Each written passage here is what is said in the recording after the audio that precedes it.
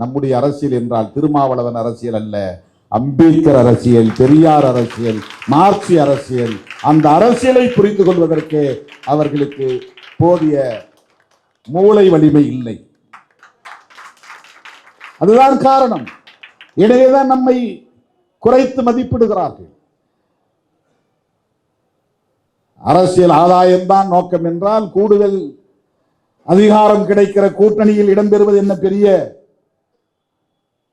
வேலையா என்ன?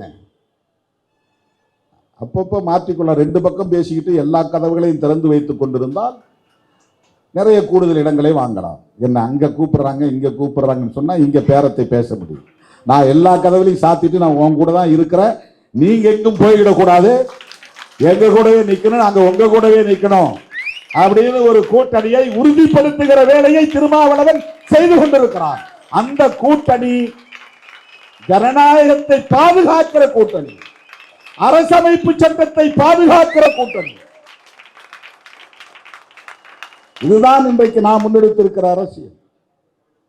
அந்த அடிப்படையில் தான் நாம் அரசியல் ஆதாயங்களை கருத்தில் கொள்ளாமல் புரட்சியாளர் அம்பேத்கரின் கனவை நனவாக்க வேண்டும் என்கிற பெரும் திட்டத்தோடு பெரும் நோக்கோடு இயங்கிக் கொண்டிருக்கிறோம்.